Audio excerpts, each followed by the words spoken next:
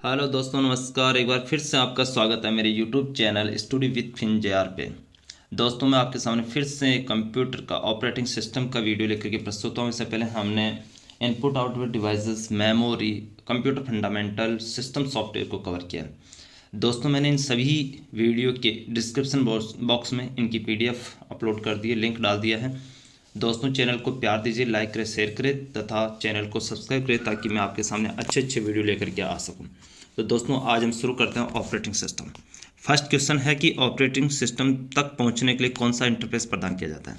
तो देखो दोस्तों, ऑपरेटिंग सिस्टम हम कोई भी काम करना चाह रहे हैं, इंटरेक्ट करना चाह रहे हैं उसके साथ में, तो ऑपरेटिंग सिस्टम तक पहुंचने के लिए एक इंटरफेस यूज करते हैं, एक रास्ता यूज करते हैं और उसको बोलते हैं सिस्टम कॉल। सिस्टम कॉल होता है कि a way for programs to interact with the OS, यानी प्रोग्रामों को ओएस तक पहुंचाने के लिए या उनको बात करने के लिए या उन तक कनेक्ट करने के लिए जो रास्ता होता है उसको सिस्टम कॉल कहते हैं। यहाँ पे एक दूसरा वर्ड भी है API, साथ साथ में उसका भी बताते चलता हूँ। API होता है एप्लीकेशन प्रोग्रामिंग इंटरफेस, यानी ये दो एप्लीकेशन के बीच में इंटरफेस करवाता है, दो एप्लीकेशन को आपस में यूज कैसे करते हैं वो बताता है। तो इसका आंसर हो जाएगा सिस्टम कॉल। अगला क्वेश्चन है कि डोज में फाइल नेम की अधिकतम लेंथ कितनी होती है। तो देखो, जो डोज ऑपरेटिंग सिस्टम है उसको डोज 86 के नाम से भी जाना जाता है। ये 1981 में बनाया गया था, ठीक है। जब माइक्रोसॉफ्ट ने इसको खरीद लिया तो इसको फिर हमने डोज 1.0 के नाम से जानने लगे, यानी MS डोज 1.0 के नाम से। इसमें जो टोटल करेक्टर्स होते हैं वो 8 करेक्टर्स होते हैं। कितने होते हैं? 8 करेक्टर्स। इसका आंसर वैसे 8 करेक्टर्स हो जाएगा, लेकिन आपको साथ में बताते चलता हूँ कि जो विंडो हो गया, लिनक्स हो गया, यूनिक्स हो गया, जितने भी ऑपरेटिंग सिस्टम है उसमें जो फाइल नेम करेक्टर्स होते हैं वो 256 होते हैं। जैसे NTFS में हो गया, सभी में कितने होते हैं? 286। जबकि इसमें क्या है कि 8 होते हैं, तो इसमें टोटल 8 करेक्टर यूज होते हैं, डॉट यूज होता है और 3 का एक्सटेंशन यूज होता है, यानी 3 करेक्टर का एक्सटेंशन यूज होता है। जैसे मान लो हमने फाइल नेम लिख दिया बनवारी लाल डॉट डॉस, ठीक है, तो ये फाइल नेम हो गया। बट जो 3 एक्सटेंशन यूज हुआ है इसकी वजह से इसके फाइल नेम को 8.3 के नाम से भी जाना जाता है। अगर मान लो बोल दिया जाता है कि 8.3 फाइल नेम किसका है तो वो डोज का होगा, ठीक है। तो इसका आंसर हो गया C। अगला क्वेश्चन है कि पहला ऑपरेटिंग सिस्टम कब विकसित किया गया था। तो पहला ऑपरेटिंग सिस्टम 1950 में इनोग्रेट किया गया था या विकसित किया गया था। बाकी अगर GUI की बात करें हम, GUI ऑपरेटिंग सिस्टम की फर्स्ट की, तो वो 1984 में मैकिनटॉश के नाम से आया था। पहला किसके नाम था? मैकिनटॉश के नाम से, जो एप्पल कंपनी ने 2001 तक यूज किया था, ठीक है। अगला क्वेश्चन है कि MS विंडो ऑपरेटिंग सिस्टम कब प्रस्तावित हुआ था। तो MS ऑपरेटिंग सिस्टम 1995 में हुआ था। कब हुआ था? 1995 में हुआ था। अगला क्वेश्चन है कि निम्न में से कौन सा कथन सत्य है।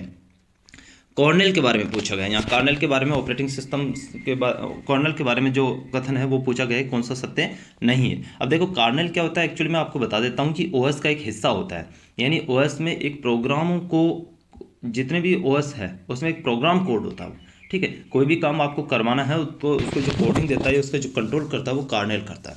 यानी ये एक सिस्टम का 100% हिस्सा होता है, ठीक है। उसके बाद पूरे सिस्टम पर कंट्रोल करता है। ये मेमोरी में हमेशा अवेलेबल रहता है, ठीक है। OS है वो मेमोरी में हमेशा अवेलेबल होता है। ये सॉफ्टवेयर और हार्डवेयर के बीच में पुल की तरह काम करता है, यानी हार्डवेयर सॉफ्टवेयर के साथ में इंटरेक्ट करेगा तो वो कर्नेल के थ्रू करेगा। कर्नेल रैम, प्रोसेसर, स्पीकर सभी पे कंट्रोल करता है, ठीक है। टोटल जितनी भी चीज़ें हैं उन सब पे कंट्रोल करता है, ठीक है। तो अब हम देखते हैं एक 1 to 1 देखते हैं। पहला है कि कर्नेल एक प्रोग्राम है जो ऑपरेटिंग सिस्टम केंद्रीय कोर का गठन है, बिल्कुल है। दूसरा है कि बूटिंग के दौरान स्मृति में लोड करने के लिए कर्नेल ऑपरेटिंग सिस्टम का पहला हिस्सा है, बिल्कुल है, ठीक है। और तीसरा है कि कर्नेल विभिन्न मॉड्यूल से बना होता है जो ऑपरेटिंग सिस्टम चलाने में लोड नहीं किया जा सकता। तो ये गलत हो गया, क्योंकि ऑपरेटिंग सिस्टम में तो लोड होगा 100%। जब हम ऑपरेटिंग सिस्टम को काम कराएंगे, कोई भी काम करेंगे, तो उसमें क्या करेगा ऑपरेटिंग सिस्टम के साथ में कर्नेल तो 100% ही लोड होगा। सबसे पहले काम ही कर्नेल का है, क्योंकि वो इंटरेक्ट कराएगा हार्डवेयर के साथ में। तो इसका आंसर क्या होगा? C हो गया। लास्ट है, कर्नेल पूरे कंप्यूटर सिस्टम के दौरान स्मृति में बना रहता है, बिल्कुल मेमोरी में बना रहता है, ठीक है। अगला क्वेश्चन है कि ऑपरेटिंग सिस्टम द्वारा निम्न में से कौन सी त्रुटि को संभाला जाएगा। तो सभी को संभाला जाएगा, बिजली की विफलता को, प्रिंटर के कागज की कमी को, नेटवर्क कनेक्शन विफलता को।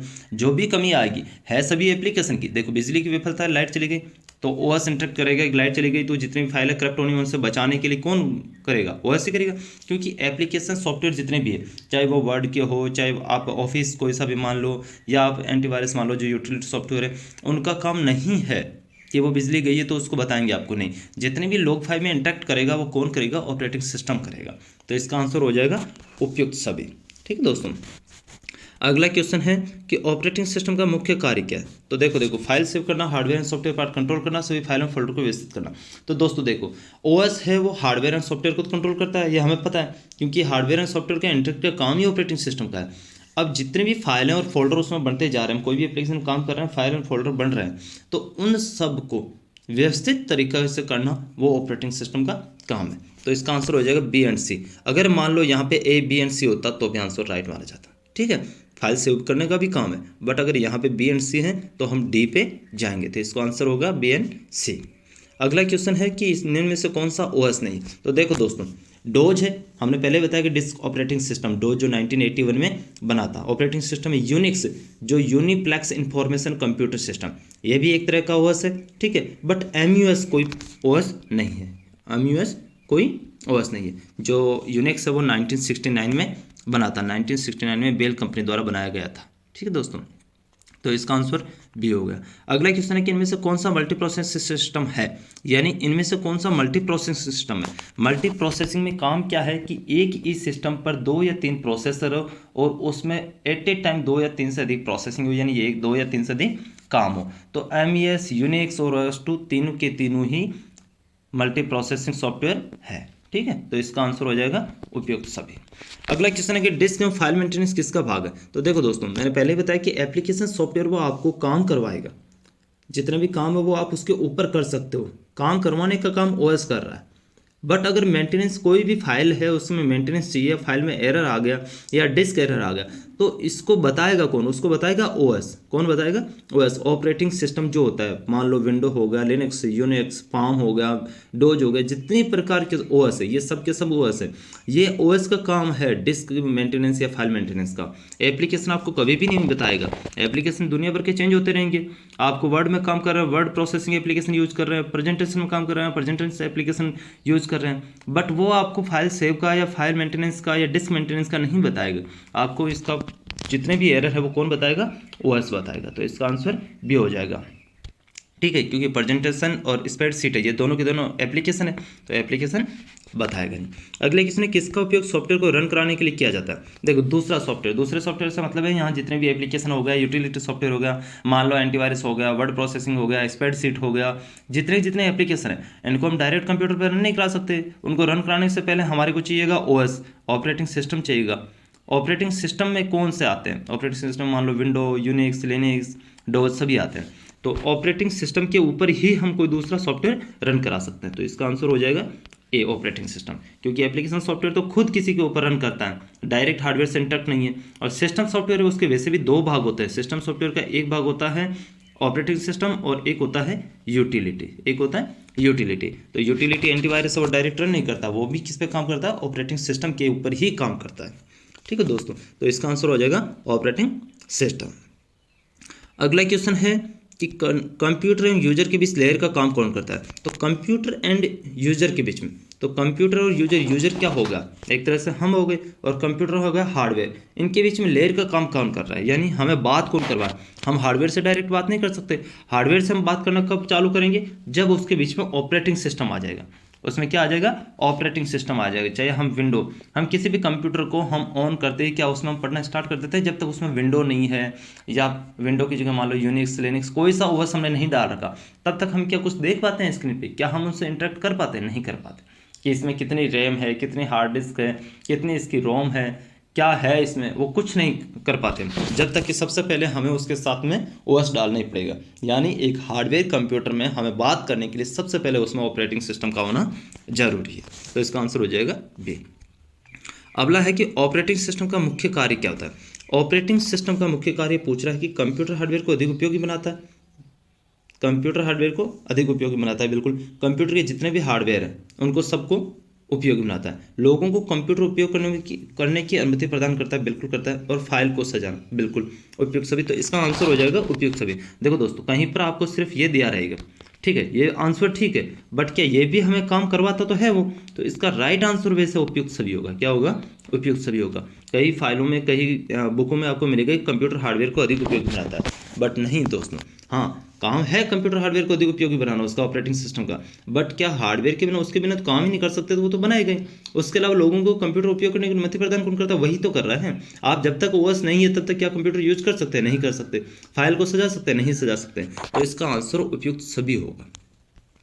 एक इंटरफेस से दूसरे इंटरफेस में भेजने के लिए किसका उपयोग किया जाता है? एक इंटरफेस से दूसरे इंटरफेस में जाना है दोस्तों, तो देखो इंटरफेस का मतलब यहाँ ऑलरेडी एक प्रोग्राम हो गया। इंटरफेस से यानी प्रोग्राम्स है, एक इंटरफेस से दूसरे इंटरफेस में, ठीक है। तो एक इंटरफेस दूसरा इंटरफेस, दो प्रोग्राम हो गए, उनका कुछ डाटा हो गया। बट एक प्रोग्राम से दूसरे प्रोग्राम में जाना है, इंटरफेस में जाना है, तो वहाँ हमें सॉफ्टवेयर चाहिएगा। क्या चाहिएगा? सॉफ्टवेयर चाहिएगा। वो कोई सा भी सॉफ्टवेयर हो लो, मान लो एप्लीकेशन सॉफ्टवेयर है, जैसे मान लो स्प्रेडशीट है और प्रेजेंटेशन है। हमें एक पैराग्राफ बना रहे हैं, हम पैराग्राफ बनाते बनाते हमारे को प्रेजेंटेशन मोड में जाना है, तो हमें कौन इंटरेक्ट कराएगा? सॉफ्टवेयर इंटरेक्ट कराएंगे। उसमें एप्लीकेशन सॉफ्टवेयर हो सकते हैं, ओएस भी हो सकता है, ठीक है दोस्तों। तो दोनों में से कोई ना कोई हमारा साथ देगा, उसमें कोई ना कोई हमें काम करवाएगा, उससे इंटरेक्ट करवाएगा, ठीक है। तो इसका आंसर हो जाएगा सॉफ्टवेयर। अगला क्वेश्चन है कि सीधे हार्डवेयर से कौन जुड़ा होता है? तो मैंने पहले भी बताया कि हम डायरेक्ट हार्डवेयर से बात नहीं कर सकते, कंप्यूटर के जितने भी हार्डवेयर, उसके लिए हमें ओएस चाहिए होता है। क्या चाहिए होता है? ओएस चाहिए होता है। तो इसका आंसर से हो जाएगा। अगला है कि मल्टी प्रोग्रामिंग सिस्टम है। मल्टी प्रोग्रामिंग, देखो मल्टी प्रोग्रामिंग का मतलब क्या है कि सिंगल प्रोग्रामिंग सिस्टम से आसान है, कथन पूछ रहा है यहाँ पे, ठीक है, ध्यान देना। मल्टी प्रोग्रामिंग सिस्टम है, सिंगल प्रोग्रामिंग सिस्टम से आसान नहीं, क्योंकि मल्टी प्रोग्रामिंग में क्या होगा? मल्टी प्रोग्रामिंग होगा एक से अधिक कार्य कर, एक ही टाइम में एक से अधिक कार्य करना। मल्टी प्रोग्रामिंग क्या है? एक टाइम में एक से अधिक कार्य करना। तो सिंगल प्रोग्रामिंग से तो आसान नहीं होगा, क्योंकि उसकी जटिल संरचनाएं होगी, तो ये तो गलत है। सभी कार्य तेजी से करने वाली मशीन, हाँ ठीक है, सभी कार्य तेजी से कर सकती है, बट सिंगल प्रोग्रामिंग सिस्टम जितना फास्ट नहीं कर सकती, क्योंकि उसके ऊपर वर्कलोड ज़्यादा है मल्टी प्रोग्रामिंग के ऊपर, जबकि सिंगल प्रोग्रामिंग के पास में एक ही प्रोसेस एट ए टाइम है, तो इससे काम स्लो करता है। तीसरा कि एक समय में एक से अधिक कार्य करने के माध्यम, बिल्कुल सही है, यानी एक एट ए टाइम एक से अधिक कार्य करता है, एट ए टाइम एक से अधिक कार्य करता है। तो इसका आंसर हो जाएगा एक समय में एक से अधिक कार्य करने का माध्यम। अगला है कि इंटरप्रेटर कमांड का मुख्य कार्य क्या होता है? इंटरप्रेटर कमांड का कार्य क्या होता है? अगले उपयोगकर्ता द्वारा निर्दिष्ट आदेश प्राप्त करने और निष्पादित करने के लिए।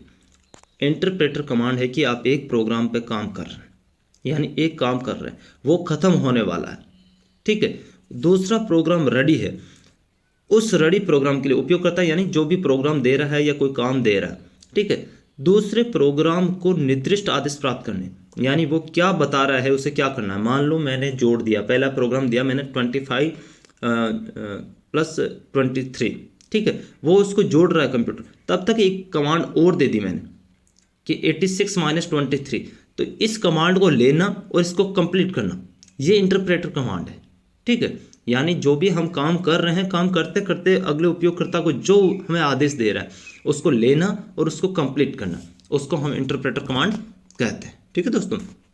तो इसका आंसर हो जाएगा ए, इंटरप्रेटर कमांड का आंसर हो जाएगा कि एक उपयोगकर्ता द्वारा निर्दिष्ट आदेश प्राप्त करना और निष्पादित करने के लिए, ठीक है। यहाँ एपीआई आया वर्ड, तो एपीआई का फुल फॉर्म होता है एप्लीकेशन प्रोग्रामिंग इंटरफेस, ठीक है। ये दो एप्लीकेशन को आपस में टॉकिंग करवाता है, दो एप्लीकेशन कोई से भी हो गए, दो एप्लीकेशन प्रोग्राम में उनको आपस में इंटरेक्ट करवाता है, ठीक है। अगला क्वेश्चन है ऑपरेटिंग सिस्टम में संसाधन प्रबंधन के माध्यम से खाजूगा किया जा सकता है। संसाधन प्रबंधन यानी रिसोर्सेस मैनेजमेंट, यानी उसके रिसोर्सेस है उनको मैनेजमेंट करके क्या किया जा सकता है। तो हम टाइम डिवीजन मल्टीप्लेक्सिंग भी कर सकते हैं और स्पेस डिवीजन मल्टीप्लेक्सिंग भी कर सकते हैं, यानी दोनों कर सकते हैं। अगर हम रिसोर्सेज मैनेजमेंट कर ले, रिसोर्स मैनेजमेंट में मान लो हमने 2 प्रोसेसर लगा दिए, या हमने रैम बढ़ा दी, या फिर हमने टाइम स्लॉट बढ़ा दिया, तो हम दोनों काम कर सकते हैं, टाइम डिवीजन मल्टीप्लेक्सिंग भी कर सकते हैं और स्पेस डिवीजन मल्टीप्लेक्सिंग भी कर सकते हैं, ठीक है। तो इसका आंसर हो जाएगा सी, ए और बी दोनों। अगला क्वेश्चन है कि यदि कोई प्रक्रिया विफल हो जाती है तो अधिकांशतः ऑपरेटिंग सिस्टम त्रुटि जानकारी को खाली जगह पर लिखते हैं। तो देखो दोस्तों, जितने भी कंप्यूटर होते हैं उनमें लॉग फाइल होती है, ठीक है, लॉग फाइल होती है जो पीसी के द्वारा जनरेटेड डाटा फाइल के नाम से जाना जाता है, ठीक है। किसी भी कंप्यूटर के द्वारा जनरेटेड डाटा फाइल जो कंटेंट इंफॉर्मेशन को बताती है अबाउट यूजेज, मान लो उसमें क्या ऑपरेटिंग ओएस के द्वारा क्या एक्टिविटी की जा रही है, क्या प्लेटफॉर्म यूज कर रहे हैं, उसके बारे में पूरी जानकारी दी हुई होती है, ठीक है। तो उसको हम क्या कहते हैं? लॉग फाइल कहते हैं। तो यदि कंप्यूटर में कोई प्रोग्राम चल रहा है और उसमें कोई त्रुटि आई है या विफल हो गई कोई प्रक्रिया या प्रोसेस बंद हो गई है, तो उसकी जानकारी ऑपरेटिंग सिस्टम की कहाँ मिलेगी, लॉग फाइल में मिलेगी, क्योंकि लॉग फाइल में टोटल प्रोसेसिंग को अपडेट किया जाता है कि इसमें कहाँ से आई है, कब आई है, इसमें कितने स्टेट हैं, इसकी प्रोसेसिंग टाइम क्या है, इसमें एरर आया है तो कौन सा आया है, उस एरर को रिजोल्व कर लिया गया या नहीं कर लिया गया, टोटल की टोटल लॉग फाइल में मेंटेनेंस होता है। ठीक है, तो इसका आंसर हो जाएगा लॉग फाइल। अगला क्वेश्चन है कि निम्न में से कौन सा रियल टाइम ऑपरेटिंग सिस्टम नहीं है। तो देख दो दोस्तों, यहाँ पे रियल टाइम ऑपरेटिंग सिस्टम की बात हो रही है, तो जो VxWorks है, RT लिनक्स और विंडोज सी है, ये तीनों के तीनों रियल टाइम ऑपरेटिंग सिस्टम है, यानी मल्टी प्रोसेसिंग ऑपरेटिंग सिस्टम है, मल्टीटास्किंग ऑपरेटिंग सिस्टम है, तो तीनों रियल टाइम होंगे। बट पाम ओएस है वो सिंगल लैंडेड है, ठीक है, सिंगल यूजर है पाम ओएस है वो, ठीक है। जैसे मान लो पाम का कहाँ कहाँ यूजेस किया जाता है पाम ओएस का, मान लो GPS हो गया, या फिर मान लो PDA हो गया, PDA का मतलब हो गया PDA का मतलब हो गया प्रोग्रामिंग डिजिटल असिस्टेंट, ठीक है। तो ये सभी जितने भी सिंगल जो यूज़र के काम है, यानी सिंगल प्रोसेसिंग के जितने भी काम है, GPS में हमने अगर एक काम करना है, GPS ही देखना है, तो हम उसमें पाम ओएस का यूज़ करते हैं। रियल टाइम ऑपरेटिंग सिस्टम में नहीं, यानी एट ए टाइम उसमें बहुत सारे काम नहीं हो सकते, ठीक है। तो यहाँ पर जितने भी हैं VxWorks है, RT लिनक्स है और विंडोज सी है, ये तीनों के तीनों ही रियल टाइम ऑपरेटिंग सिस्टम है, ठीक है। विंडोज सी है वो 2018 से, ठीक है, 2018 से 2023 तक आ रहा है, ठीक है, जो विंडो 10 है वो, ठीक है, और सी लैंग्वेज में लिखा हुआ है, ठीक है। ये मल्टी यूज़र है, ठीक है। जबकि हम RT लिनक्स की बात करते हैं तो RT लिनक्स रियल टाइम है, ठीक है, RT से मतलब ही यहाँ रियल टाइम है, तो रियल टाइम लिनक्स है, ठीक है दोस्तों, तो उसका भी हम यूज कर सकते हैं। तो ये सब के सब रियल टाइम ऑपरेटिंग सिस्टम है, यहाँ पे आंसर हो जाएगा पाम ओएस। अगला है कि ऑपरेटिंग सिस्टम X में खालिजगह है, कौन सा कर्नेल। देखो दोस्तों, यहाँ फिर कर्नेल की बात हो रही है। कर्नेल एक्चुअली क्या है कि कर्नेल दो प्रकार के होते हैं, ठीक है।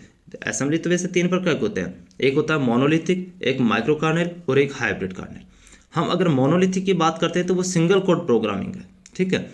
जो मोनोलिथिक कर्नेल है वो सिंगल कोड प्रोग्रामर है, यानी आप ऑपरेटिंग सिस्टम में कोई भी एक प्रोसेस को काम करा रहे हैं एट ए टाइम, तो वो मोनोलिथिक के द्वारा हैंडल की जाएगी। माइक्रो कर्नेल होता है यानी सूक्ष्म कर्नेल, तो वो अलग अलग एड्रेस स्पेस प्रदान करता है, यानी एट ए टाइम आप एक से अधिक प्रोसेस काम करा सकते हैं। रियल टाइम प्रोग्राम में जितने भी यूज होते हैं वो माइक्रो कर्नेल यूज होते हैं। लेकिन अगर हम हाइब्रिड की बात करते हैं तो हाइब्रिड में क्या होता है कि स्पीड एंड डिज़ाइन तो किया गया है उसको मोनोलिथिक की तरह, और उसके अंदर मॉड्यूल और स्टेबिलिटी डाली गई है माइक्रो कर्नेल की तरह, यानी उसकी डिज़ाइन जो बनाई गई है और स्पीड है वो तो रखी गई है मोनोलिथिक की, क्योंकि वो सिंगल कोड प्रोग्राम है तो इसकी स्पीड बहुत ज़्यादा है, तो इसकी स्पीड तो रखी गई है मोनोलिथिक के हिसाब से।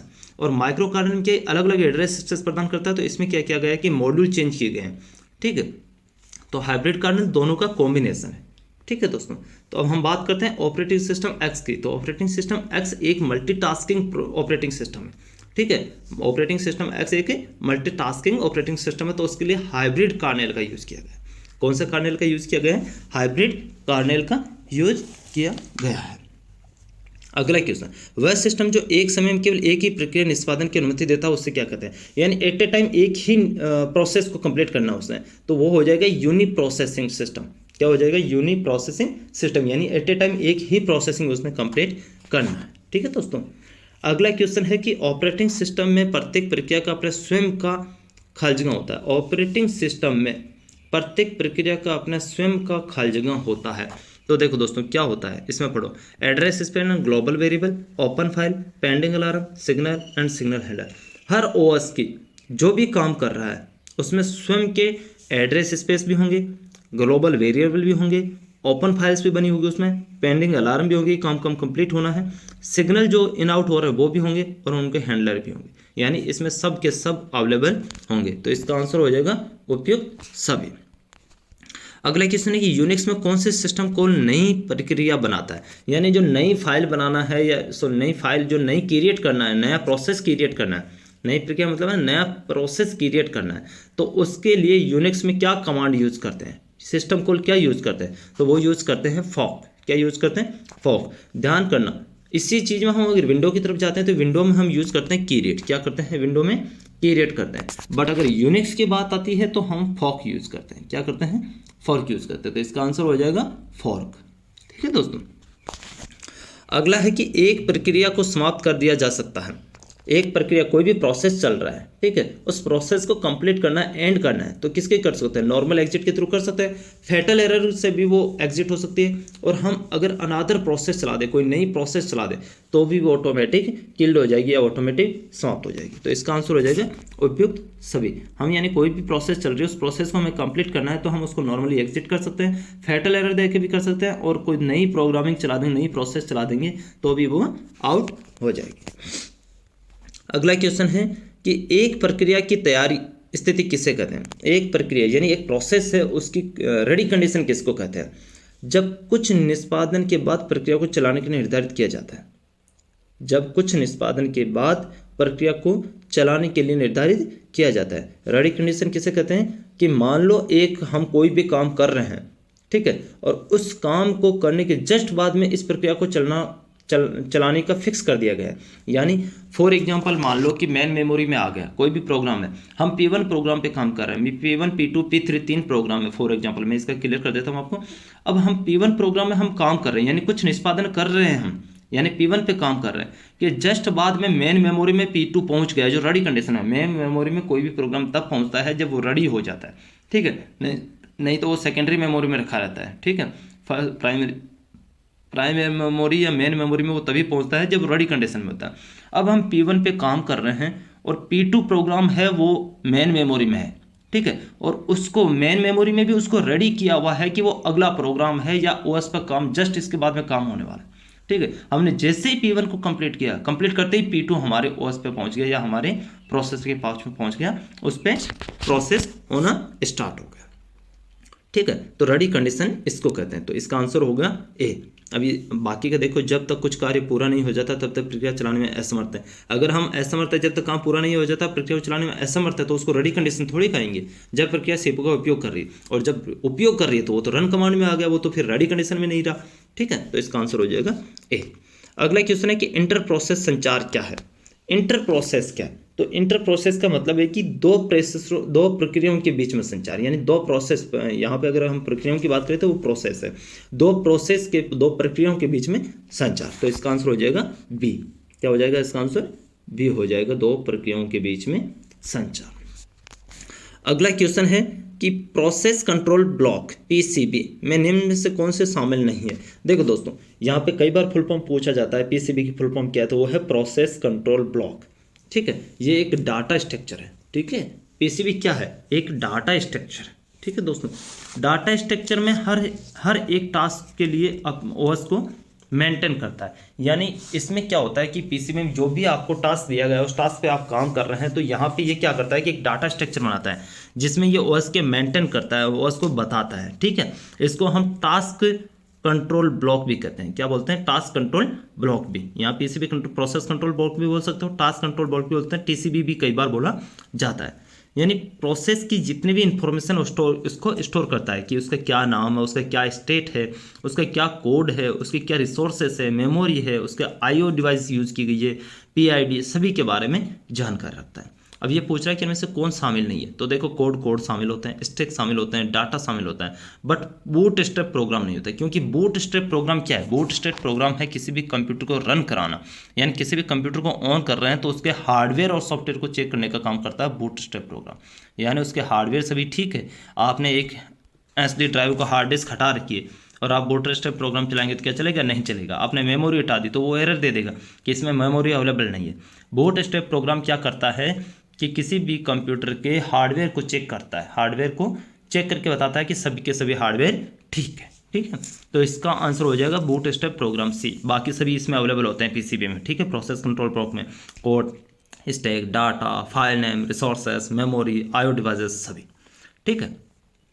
अगला क्वेश्चन है कि प्रोसेस कंट्रोल ब्लॉक क्या है? तो अभी मैंने जस्ट बताया था कि प्रोसेस कंट्रोल ब्लॉक क्या है। प्रोसेस कंट्रोल ब्लॉक क्या है? ये एक डाटा स्ट्रक्चर है। क्या है? एक डाटा स्ट्रक्चर है, यानी ये टास्क का एक डाटा स्ट्रक्चर बनाता है कि और उसको मेंटेन करता है, यानी उसमें जितने भी नेम, फाइल नेम, सबका एक डाटा स्ट्रक्चर बनाता है, ठीक है। तो इसका आंसर क्या हो जाएगा? बी हो जाएगा, डाटा स्ट्रक्चर, ठीक है दोस्तों। अगला क्वेश्चन है कि कौन सा मॉड्यूल शॉर्ट टर्म शेड्यूलर द्वारा चुनी गई प्रोसेस में CPU का नियंत्रण करता है? अब देखो, इसका पहला आंसर बता देता हूँ मैं। इसका आंसर है डिस्पैचर, ठीक है। अब मैं आपको बताता हूँ कि एक्चुअली शॉर्ट टर्म शेड्यूलर होता क्या है। ठीक है दोस्तों, तो शॉर्ट टर्म शेड्यूलर की बात करें तो शॉर्ट टर्म शेड्यूलर क्या होता है कि सीपीयू शेड्यूलर भी इसको कहते हैं, डिस्पैचर शेड्यूलर भी कहते हैं, और ये रेडी टू रन के बीच में काम करता है। किसके बीच में काम करता है? रेडी टू रन, यानी रेडी कमांड है वहाँ से लेकर के रन कमांड के बीच में काम करता है। ये बहुत फास्ट होता है और ये decision of execute the normal state, यानी जितने भी ये एग्जीक्यूट करना है किसी प्रोग्राम को, ठीक है, तो उसका डिसीजन कौन करता है? शॉर्ट टर्म शेड्यूलर करता है। अब मैं आपको बताता हूँ इनका पूरा प्रोसेस।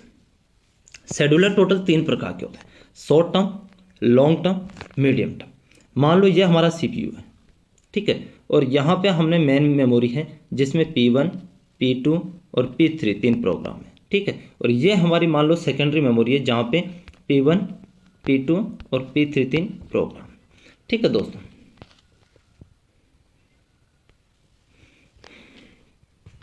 अब मैं आपको 1 to 1 बताता रहता हूँ।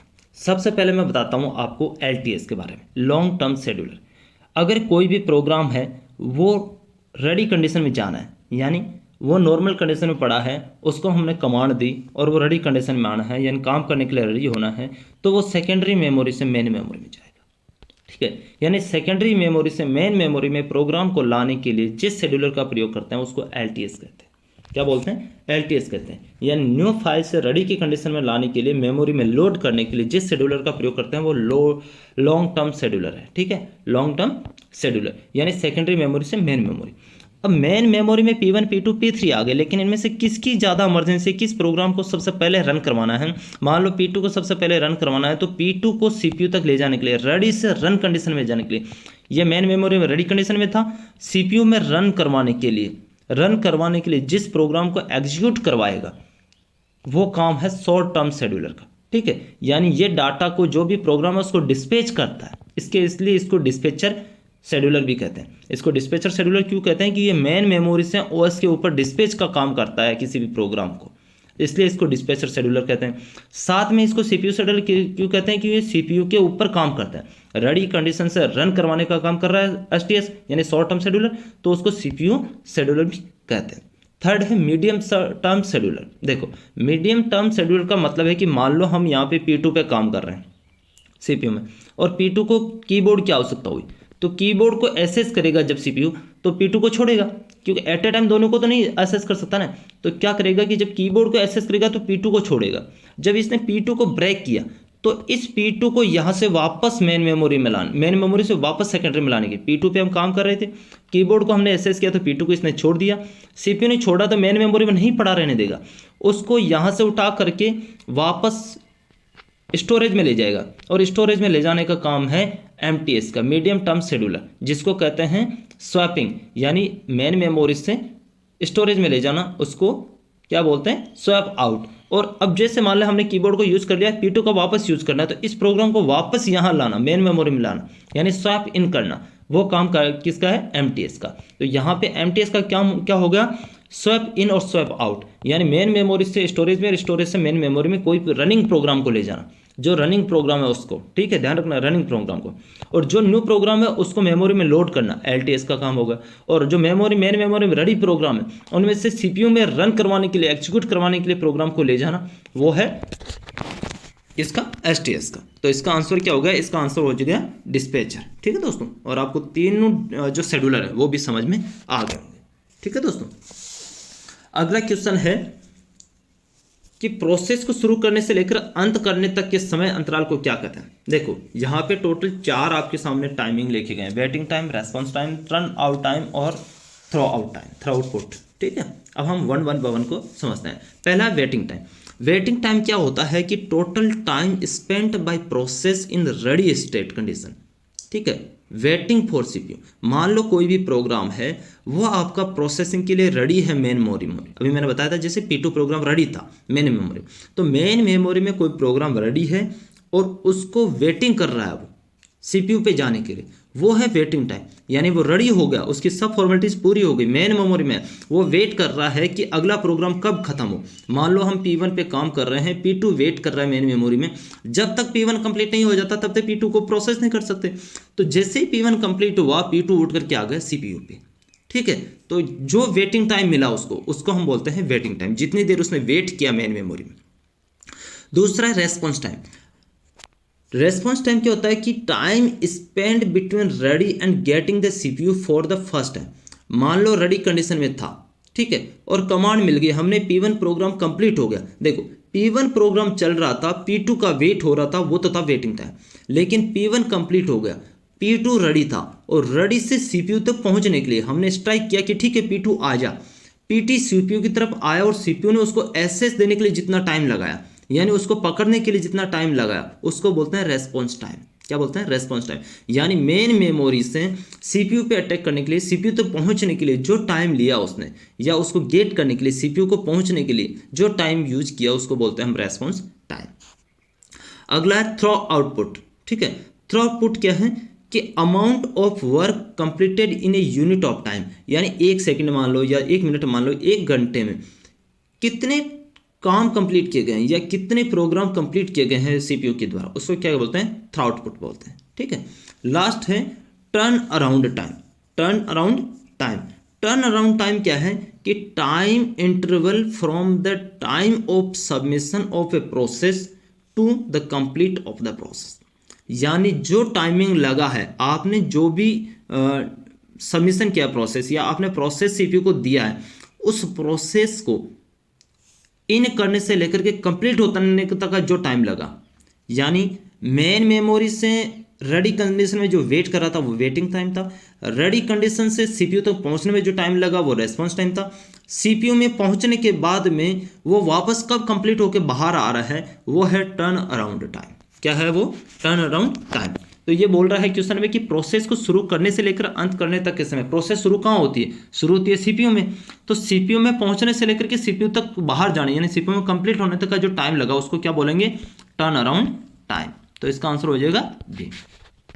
अगला क्वेश्चन है कि कार्नेल द्वारा निम्न में से क्या निर्धारित नहीं किया जा सकता? कार्नेल द्वारा निम्न में से निर्धारित क्या नहीं किया जा सकता पूछ रहा है। तो Cornell level thread, user level thread, process, उपयुक्त में से कोई नहीं। तो देखो दोस्तों, यहाँ पे कार्नेल क्या नहीं कर सकता? यूजर लेवल थ्रेड नहीं कर सकता। हम क्या गलतियां कर सकते हैं, उसको कार्नेल एसेस नहीं कर सकता। क्या हमने अगर 23+25 करना था और हमने 23+24 कर दिया तो क्या कार्नेल को पता चलेगा? नहीं। कार्नेल ओनली ओएस से रिलेटेड जितने भी थ्रेड है, कार्नेल के जो लेवल के थ्रेड है, उनको वो सॉर्ट आउट करता है। तो इसका आंसर हो जाएगा बी। टाइम क्वांटम में क्या परिभाषित किया जाता है? टाइम क्वांटम में क्या परिभाषित किया जाता है? तो देखो, टाइम क्वांटम में एक्चुअली होता है राउंड रॉबिन शेड्यूलिंग एल्गोरिथम। क्या होता है? Round robin scheduling algorithm. यहाँ पे हम बात करेंगे जो शॉर्ट जॉब शेड्यूलिंग है। शॉर्ट जॉब शेड्यूलिंग का काम क्या होता है कि न्यू एग्जीक्यूशन, जितने भी न्यू एग्जीक्यूशन है, ठीक है, उनमें स्मॉलेस्ट एग्जीक्यूशन कौन सी है, उसको उठाना। शॉर्ट टर्म शेड्यूलिंग एल्गोरिथम क्या है? अगर आप अप्लाई करते हो शॉर्टेस्ट जॉब शेड्यूलिंग एल्गोरिथम, तो उसमें मान लो आपने 4 प्रोग्राम एक साथ रन करवाने, 4 प्रोग्राम आपने रेडी कंडीशन में कर दिए, P1, P2, P3, P4, but P1 का जो एग्जीक्यूशन टाइम है वो मान लो 2 मिनट है, एक का 4 मिनट है, एक का 3 मिनट है, एक का 7 मिनट है। तो वो 2 मिनट वाले को सबसे पहले उठाएगा। ठीक है, एग्जीक्यूशन के लिए सबसे पहले वो 2 मिनट वाले को उठाएगा। ठीक है, अगर हम प्रायोरिटी शेड्यूलिंग एल्गोरिथम की बात करते हैं तो उसमें क्या है कि हाई प्रायोरिटी वाले जो भी शेड्यूलर है, प्रोग्राम है, उसको वो पहले उठाएगा। मान लो P1, P2, P3 प्रोग्राम है, P2 की हाई जो प्रायोरिटी वो हाई है, तो वो सबसे पहले P2 को उठाएगा, न कि P1 और P2। ठीक है, multi level queue scheduling algorithm है, उसमें क्या होता है कि बहुत सारे डिविजन्स का यूज करता है। टाइम डिवीजन का यूज करेगा, स्पेस का करेगा, मेमोरी करेगा, उसके हिसाब से एक पर्टिकुलर प्रोग्राम को अटेंड करेगा। लेकिन राउंड रॉबिन शेड्यूलिंग एल्गोरिथम है, वो क्या है कि टर्न बाय टर्न जितने भी पीरियड है उनको वो turn by turn timing period के हिसाब से राउंड रॉबिन एल्गोरिथम अटेंड करता है। तो टाइम क्वांटम में क्या होता है कि टाइम टू टाइम, यानी हर टर्न के बाद में, एक टर्न के बाद में दूसरे प्रोसेस को, जो प्रोसेसिंग है उसको चूज करता है। ठीक है, तो इसका आंसर हो जाएगा B, round robin scheduling algorithm. अगला कि क्लाइंट सर्वर नेटवर्क को लागू करने के लिए आप निम्न में से किस ऑपरेटिंग सिस्टम को चुनते हैं? देखो, क्लाइंट सर्वर की बात करना है यहाँ पे, क्लाइंट सर्वर नेटवर्क बनाना है। तो नेटवर्क बनाने के लिए जितने भी पुराने हैं, विंडो 98 है, MS DOS है या विंडो है, उनमें क्या है कि आप सर्वर इंस्टॉल नहीं कर सकते। ठीक है, वो सर्वर को सपोर्ट नहीं करेंगे, तो क्लाइंट सर्वर आप उससे नेटवर्क नहीं लागू कर सकते। तो यहाँ पे हम विंडो 2000 या उससे ऊपर के जितने भी विंडो है, यानी विंडो 7 हो गया, विंडो 10 हो गया, विंडो 11 जो अभी जस्ट आ गया, इन सब का हम यूज़ कर सकते हैं। ठीक है दोस्तों, जो विंडो 11 है वो 24/6/2021 यानी 24 जून 2021 को लॉन्च हुआ। ठीक है, विंडो 11 जो विंडो का सबसे नया वर्जन है, GUI वर्जन है, 110 लैंग्वेज में आप अवेलेबल है वो, यानी 110 लैंग्वेज में वो अवेलेबल है। जबकि हम विंडो 10 की बात करें तो वो जुलाई 2015 में लॉन्च हुआ था विंडो 10। ठीक है, विंडो 8 की बात करें तो वो 2012 में लॉन्च हुआ था। विंडो 7 की बात करें तो वो 2008 में लॉन्च हुआ था। ठीक है, तो यहाँ पे हम आंसर हो जाएगा विंडो 2000। निम्न में से किस विंडो में स्टार्ट बटन नहीं? तो देखो दोस्तों, विंडो 8 इसका एक सबसे अलग मॉडल है कि विंडो 8 में क्या है, स्टार्ट बटन नहीं है। जब आप लेफ्ट साइड कॉर्नर में स्टार्ट मेन्यू होता है तो वो स्टार्ट बटन विंडो 8 में नहीं है। ये इस विंडो 8 का ज़्यादातर हम यूज़ करते हैं सर्वर के लिए। किसके लिए यूज़ करते हैं? सर्वर के लिए, या जो CUI है उनके लिए हम इसका यूज करते हैं।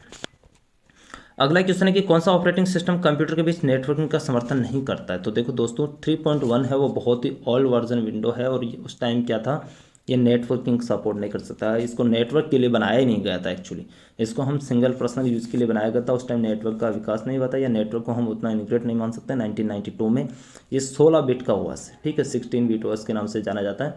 तो इसका हम क्या करते हैं कि ये नेटवर्किंग को सपोर्ट नहीं कर सकता। बाकी विंडो 95 NT या 2000 ये सब क्या करते हैं, नेटवर्किंग को सपोर्ट करते हैं। जो विंडो NT है वो 1993 में इनोग्रेट हुआ था। अगला क्वेश्चन है कि इनमें से कौन सा प्रोग्राम एक समय में एक से अधिक प्रोग्राम का समर्थन नहीं करता है? देखो, कौन सा प्रोग्राम यानी कौन सा ऑपरेटिंग सिस्टम है वो एट ए टाइम एक से अधिक प्रोग्राम का समर्थन नहीं कर सकता। तो देखो, लिनक्स, यूनिक्स और विंडो ये तीनों तो यूज करते हैं। लिनक्स, यूनिक्स और विंडो तो सपोर्ट करते हैं, बट डोज है जो सिंगल यूजर है, ये इसको सपोर्ट नहीं कर सकता। तो इसका आंसर क्या है? डोज हो जाएगा। बाकी सभी multi user, multitasking, real time operating system है, रियल टाइम शेयरिंग सिस्टम है। ठीक है, अगला कि इनमें से कौन सा ऑपरेटिंग सिस्टम नहीं है? तो देखो दोस्तों, डोज ऑपरेटिंग सिस्टम है, लिनक्स ऑपरेटिंग सिस्टम है, विंडो ऑपरेटिंग सिस्टम है। ये तीनों के तीनों ऑपरेटिंग सिस्टम है।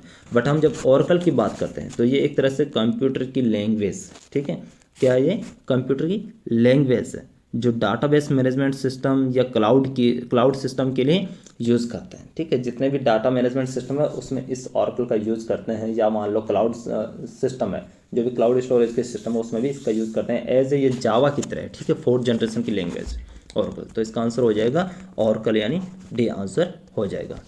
अब आगे हम बात करते हैं, लिनक्स एक ऑपरेटिंग सिस्टम है। ठीक है, तो लिनक्स एक क्या है? ये एक ओपन सोर्स ऑपरेटिंग सिस्टम है। ओपन सोर्स का मतलब है CMD, CUI, यानी एक कैरेक्टर यूजर इंटरफेस यूज करता है। यानी हम इसमें क्या है, कमांड प्रॉम्प्ट के थ्रू हम इसको रन करवाते हैं। ठीक है, ये 1991 में आया, इसकी स्पीड बहुत फास्ट होती है। लिनक्स आज भी अगर हम विंडो की बात करें तो विंडो से भी इसकी स्पीड बहुत ज़्यादा है, यानी विंडो 10 है उससे भी फास्ट लिनक्स। ठीक है, हाँ, विंडो 10 है वो यूज़र ग्राफिकल है, यानी उसमें हम आसानी से समझ सकते हैं, रन करवा सकते हैं, उसमें कमांड प्रॉम्प्ट हम आसानी से यूज़ कर सकते हैं, इसलिए हम उसको यूज़ करते हैं। बट लिनक्स है वो जैसे बड़े बड़े सर्वर है या फिर मल्टीटास्किंग है, उनके लिए किसका यूज़ करते हैं? लिनक्स का यूज़ करते हैं। ये एक ओपन सोर्स ऑपरेटिंग सिस्टम है जो 1991 में CUI बेस्ड है, यानी कैरेक्टर यूजर इंटरफेस बेस्ड है। तो इसका आंसर हो जाएगा ए। अगला क्वेश्चन है कि आप किस ऑपरेटिंग सिस्टम को सबसे छोटा फाइल नाम दे सकते हैं? तो हमने बात करी थी डोज, जिसमें 8 सिर्फ 8 करेक्टर्स यूज होते हैं। तो इसका आंसर हो जाएगा डोज। बाकी PS2, विंडो और विंडो NT सभी में 256 करेक्टर्स को यूज़ करते हैं। इनमें से कौन सा ऑपरेटिंग सिस्टम नहीं है? तो देखो दोस्तों, विंडो यूनिक्स और OS2 ये तीनों के तीनों ऑपरेटिंग सिस्टम है। बट अगर हम P11 की बात करते हैं तो P11 PDP-11 जो प्रोग्राम डाटा प्रोसेसर है, ठीक है, प्रोग्राम डाटा प्रोसेसर है। ठीक है, एक तरह से ये विंडो का भाग है, या हम लैंग्वेज का प्रकार बोल सकते हैं। PDP प्रोग्राम डाटा प्रोसेसर 11 एक तरह से इसका प्रोसेसर है, P11 प्रोसेसर। ठीक है, तो इसका आंसर हो जाएगा ए, P11। अगला है कि जब स्विच ऑन होता है तब सर्वप्रथम कौन सा प्रोग्राम रन करता है? तो मैंने बताया था कि सबसे पहले न तो एप्लीकेशन काम करेगा आपका, न सिस्टम सॉफ्टवेयर। सिस्टम सॉफ्टवेयर में बहुत सारे होते हैं, मान लो यूटिलिटी सॉफ्टवेयर हो गया या और कोई प्रोग्राम हो गया, जैसे यूटिलिटी का उदाहरण बताते हैं एंटीवायरस। तो एंटीवायरस सबसे पहले रन नहीं करेगा, सबसे पहले रन करेगा ऑपरेटिंग सिस्टम। ऑपरेटिंग सिस्टम मान लो विंडो हो गया, डोज हो गया। आप अगर एक विंडो बेस्ड की बात करते हैं तो सबसे पहले विंडो को रन करवाएंगे। जैसे आप स्विच ऑन करेंगे तो पहले विंडो रन करेगा, आपको पाथ अवेलेबल कराएगा, उसके बाद में कोई भी एप्लीकेशन रन करेगा। तो इसका आंसर हो जाएगा C. Program, counter, interface and terminal सभी सीधे जुड़े होते हैं। देखो, प्रोग्राम हो गए या फिर काउंटर हो गया या इंटरफेसिंग जितनी भी आपकी है या फिर टर्मिनल है, चाहे वो नेटवर्क टर्मिनल है, वो सीधे के सीधे हार्डवेयर से जुड़े होते हैं। किससे जुड़े होते हैं? हार्डवेयर से जुड़े होते हैं, सॉफ्टवेयर से नहीं जुड़ सकते। तो वो क्या आंसर होगा? हार्डवेयर से, ये आंसर होगा। अगला कि हार्डवेयर एंड सॉफ्टवेयर दोनों के साथ अपने गुणों को शेयर करता है। देखो दोस्तों, पहले भी बताया था मैंने कि हार्डवेयर और सॉफ्टवेयर को आपस में इंटरेक्ट कराने का काम ओएस का है। किसका काम है? ओएस का है। तो यहाँ ऑपरेटिंग सिस्टम क्या करता है? हार्डवेयर एंड सॉफ्टवेयर के साथ में शेयर करवाता है अपने गुणों को, यानी अपने गुण आपस में इंटरेक्ट करवाता है। मैकेनिज्म को पॉलिसी से अलग करने के लिए इनमें से किसका उपयोग किया जाता है? देखो यहाँ पे अगर हम इम्प्लीकेशन की बात करते हैं तो यहाँ हम दो बातों की बात करते हैं, एक मैकेनिज्म और एक पॉलिसी। यहाँ पे दो ट्रैक है। अब किसी भी ट्रैक को कवर करने के लिए यहाँ पे दो पाथ अवेलेबल होने चाहिए, यानी दो गेट अवेलेबल होना जरूरी है। तो ड्यूल लेवल इम्प्लीमेशन यहाँ पे जरूरी होगा। क्या जरूरी होगा? ड्यूल लेवल इम्प्लीमेशन, यानी इनपुट में दो गेट का अवेलेबल होना जरूरी है, चाहे वो कोई से भी हो। एट ए टाइम दो गेट अवेलेबल होंगे, क्योंकि मैकेनिज्म और पॉलिसी दो पाथ हमने चूज किए। अगर यहाँ पे हम तीन पाथ यूज करते हैं, मैकेनिज्म, पॉलिसी और प्रोग्राम, तो हमें मल्टी लेवल इम्प्लीमेशन की तरफ जाना पड़ता है। फिजिकल कंप्यूटर से ओएस के द्वारा क्या तैयार किया जाता है? तो देखो दोस्तों, फिजिकल कंप्यूटर है, अगर हम उसमें ओएस रन करवाते हैं तो हमारा जो कंप्यूटर तैयार होता है उसमें हम वर्चुअल स्पेस बोलते हैं। क्या बोलते हैं? वर्चुअल स्पेस, यानी वो हमारे सामने एक वर्चुअल स्पेस देता है जिसमें हम काम कर सकते हैं। ठीक है, क्या बोलते हैं? Virtual space. ठीक है दोस्तों,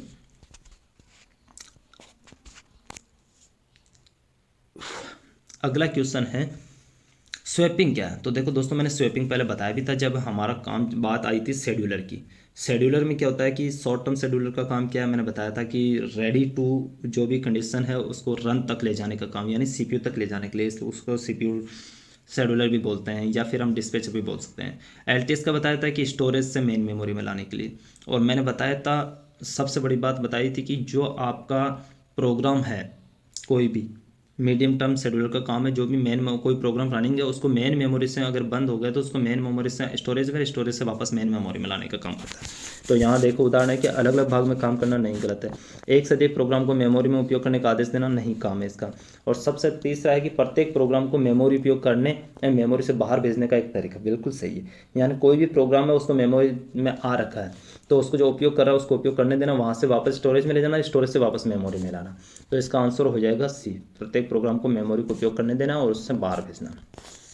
इनमें से कौन सा सही रूप से मल्टीटास्किंग नहीं है? देखो दोस्तों, यहाँ मल्टीटास्किंग की बात आई है, यहाँ मल्टीटास्किंग कौन सा नहीं है? तो यहाँ सबसे पहले तो मैं बता देता हूँ विंडो एंटी वो मल्टीटास्किंग नहीं है। क्या है? विंडो एंटी मल्टीटास्किंग नहीं है।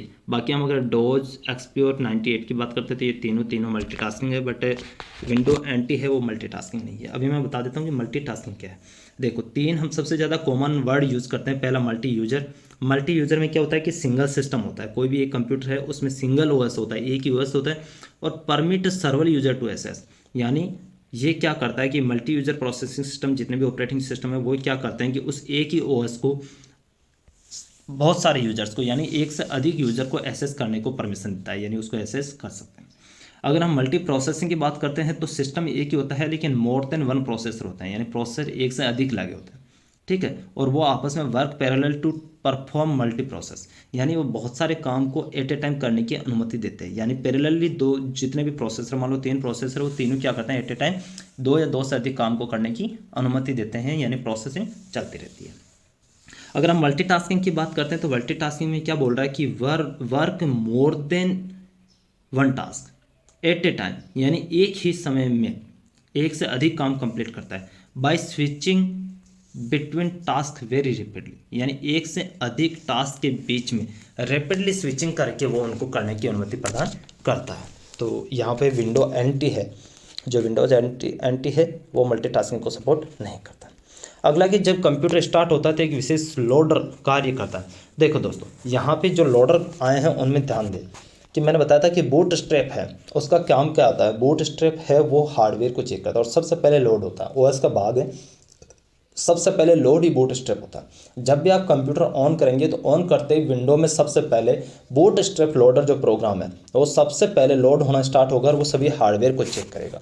हार्डवेयर को चेक करने के बाद में अभी सभी ओके हैं, उसके बाद में विंडोज में लोड होगा। तो इसका आंसर हो जाएगा बूट स्ट्रैप लोडर। अगला है कि पुअर रेस्पॉन्स टाइम इनमें से किसके लिए होता है? पुअर रेस्पॉन्स टाइम, देखो दोस्तों, पुअर रेस्पॉन्स टाइम का मतलब है कि बहुत ऐसी कंडीशन जब बहुत लेट टाइम मिल रहा है तो प्रोसेस बिजी। अगर आपको प्रोसेस बिजी कब देगा? जब पुअर रेस्पॉन्स टाइम है। भाई आप कोई भी P1 काम कर रहे हैं और P1 कंप्लीट हो रहा है और P2 आप दे रहे हैं, बट वो फिर भी बता रहे हैं कि प्रोसेस बिजी। आपने ये काम, एक प्रोग्राम है वो कंप्लीट कर लिया, दूसरा प्रोग्राम रन करवाना चाह रहे हैं बट नहीं हो रहा, वो दे रहा है कि प्रोसेस बिजी। दैट मीन्स क्या है कि पुअर रेस्पॉन्स टाइम है, वो आपके प्रोग्राम को ले नहीं रहा। हार्ड इनपुट आउटपुट रेट, अगर आप कोई भी प्रोग्राम को आउटपुट, मान लो इनपुट आप दे रहे हो, आपने कीबोर्ड से टाइप करना स्टार्ट किया और उसको वो ले नहीं रहा है, कुछ टाइम के लिए नहीं ले रहा है, या फिर आप हार्ड का मतलब है कि आपने टाइप किया यहाँ 2358, जब आप 2358 को टाइप करने पहुंचे तब वहाँ पे टाइप क्या हो रहा है, 3 हो रहा था, वो क्या होगा, हार्ड इनपुट आउटपुट रेट, तो वो भी पुअर रेस्पॉन्स टाइम है। हार्ड प्रोसेसिंग रेट है, मान लो आपने कोई भी कार्य प्रोसेसिंग कर दिया, उसको कंप्लीट होने में टाइम लगना था 3 माइक्रोसेकंड, लेकिन वो ले रहा है 11 माइक्रोसेकंड, तो वो क्या है, पुअर रेस्पॉन्स टाइम है। तो इसका आंसर क्या हो जाएगा, उपयुक्त सभी के लिए। अगला है कि इनमें से किस प्रोग्राम की उपयोगिता नहीं है। देखो यहाँ पे 3 प्रोग्रामर दिए हैं, डबगर, एडिटर और स्पॉल। अब तीनों ही प्रोग्रामों की उतनी उपयोगिता नहीं है, यानी खास उपयोगिता नहीं है। क्यों नहीं है? डबगर क्या है? डबगर है कि test and debug the target program, यानी कोई भी प्रोग्राम जो कर रहा है, अभी प्रोग्राम प्रेजेंट टाइम काम कर रहा है, उसकी टेस्टिंग लेना और उसमें एरर है तो उसको आइडेंटिफाई करना। ठीक है। स्पूल है कि कॉपी डाटा क्लीनर, यानी जो भी आपका डाटा है उसको कॉपी करने का काम। फॉर एग्जांपल मान लो आपका एक प्रिंटर है, वो काम कर रहा है, आपने यहाँ से प्रिंट का कमांड दी, प्रिंट की कमांड देने के बाद में डायरेक्ट वो प्रिंट ना होकर के सबसे पहले वो स्पूल में जाता है, यानी स्पूल में जाकर के स्टोर होगा, स्पूल में स्टोर होने के बाद में वहाँ से वो प्रिंट के लिए जाएगा। बट इसकी कितनी उपयोगिता नहीं है, क्योंकि डायरेक्ट भी हो सकता है। एडिटर की उतनी ज़्यादा आवश्यकता नहीं है, तो इसका आंसर क्या होगा, उपयुक्त सभी। अगला क्वेश्चन है कि निम्न कमांड प्रॉम्प्ट का उत्तर क्या होगा। यहाँ पे $$, क्वेश्चन मार्क दिया है, यानी पीजी कमांड का क्या होगा। तो पीजी कमांड का क्या हो जाएगा, यहाँ इसने बैक रिप दिया है, तो यहाँ पे हम बात करेंगे कमांड सी के साथ में फॉरवर्ड रिप, तो इसका आंसर हो जाएगा ए। ठीक है दोस्तों। अगला क्वेश्चन है कि किस कमांड का उपयोग डिस्क में ट्रैक एवं सेक्टर को पुनः तैयार करने के लिए किया जाता है। कोई भी डिस्क आपकी खराब हो गई या फिर आप में डिस्क में डाटा भरा हुआ है, उसको इरेज करना है, इरेज करने के बाद में बहुत सारे रिम्पल्स पड़ जाते हैं या बहुत सारे एटीट्यूड आ जाते हैं, तो उसको पूरा क्लियर करने के लिए हम क्या करते हैं, फॉर्मेट डिस्क करते हैं। क्या करते हैं, फॉर्मेट डिस्क करते हैं। अगर हम फॉर्मेट डिस्क करेंगे तो जितने भी ट्रैक्स है या सेक्टर है वो पुनः अगले रूप में तैयार हो जाएंगे। ठीक है दोस्तों, तो आज हमने ऑपरेटिंग सिस्टम के टोटल 50 क्वेश्चन कवर किए। दोस्तों वीडियो को लाइक करें, शेयर करें, चैनल को सब्सक्राइब करें। Thank you.